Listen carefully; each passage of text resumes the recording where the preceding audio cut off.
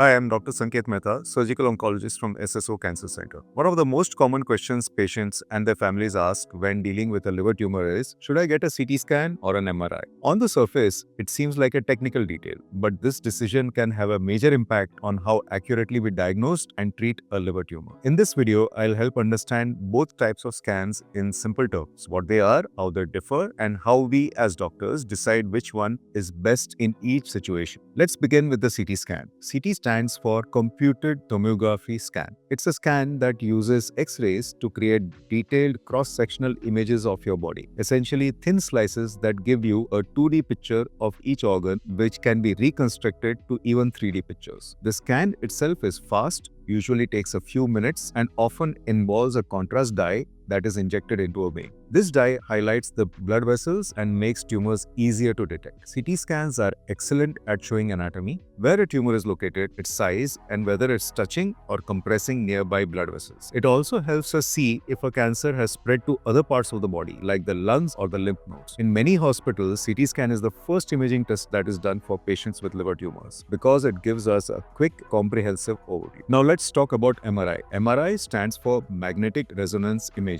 Instead of using X-rays, MRI uses magnetic fields and radio waves to create highly detailed images. MRI takes longer, usually 30 to 60 minutes, and requires the patient to lie very still. Like CT, MRI is often done with contrast, but the contrast used in MRI is gadolinium-based, which behaves differently in the body. MRI is particularly good at showing the internal makeup of soft tissues. In the liver, this means it can detect smaller lesions and provide more clarity when a CT scan is inconclusive. It is especially useful in patients with conditions like fatty liver or cirrhosis, where regular imaging may not show enough detail. Now the big question, which is better, CT or MRI? It depends on what we are trying to find out. CT is fast, widely available, and essential for surgical planning. It gives a full body view and helps us do liver volumetry, a calculation to check if the healthy liver, which will remain after surgery, is good enough or not. While MRI can do this too, it's a more complex procedure and much less accurate. MRI takes longer but offers finer details. It's especially useful for characterizing liver lesions, understanding blood flow, and detecting small or hidden tumors, including those under 1 centimeter, which are often missed on a CT scan. This is particularly useful in patients with fatty liver or cirrhosis. In fact, for some tumors like neuroendocrine types, MRI can detect lesions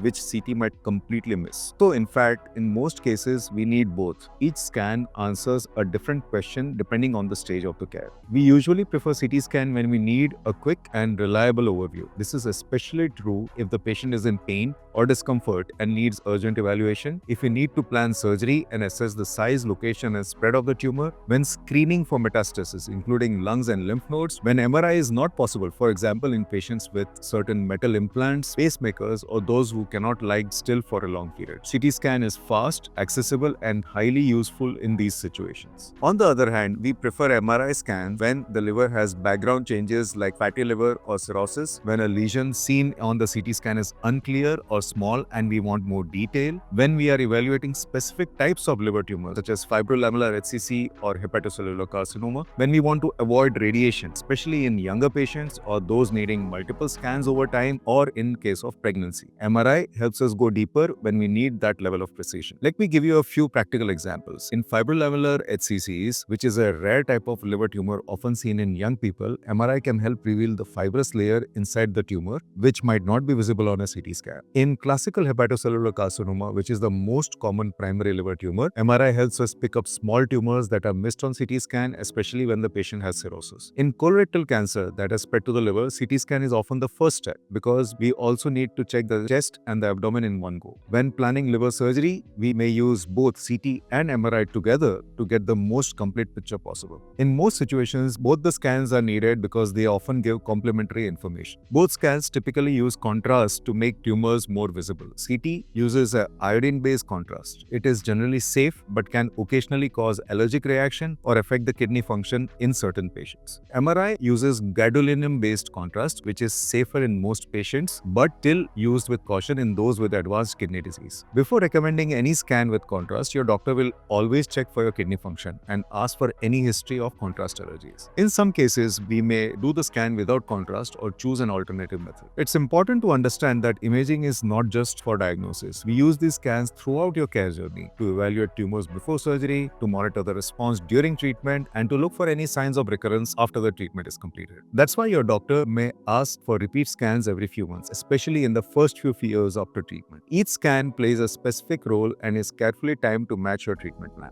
I also want to clear up a few misconceptions. One is that MRI is always better. That's not true. MRI gives more detail in some cases, but CT has its own advantages, especially in terms of speed, availability, and coverage of multiple areas. Another common myth is that CT scans are dangerous because they use radiation. While it's true that CT involves radiation, the dose is carefully calculated and modern machines use very low exposure than the older technology. When used responsibly, the benefits of accurate diagnosis far outweigh the risks. And finally, more scans don't always mean better care. What matters is the right scan at the right time. So, CT or MRI, which is better? The answer is it depends. It depends on your tumor, your medical background, the question we are trying to answer, and the clinical context. Your oncologist or radiologist will guide you towards the scan that is safest and the most appropriate for your care. If you ever have a question about why a certain scan has been recommended, please ask. We want our patients to feel informed and empowered during the treatment journey. If this video helped you better understand the role of CT or MRI in liver tumor care, please consider sharing, liking, and subscribing to our channel. It helps more patients and caregivers access reliable information when they need it most. Thank you for watching and take care.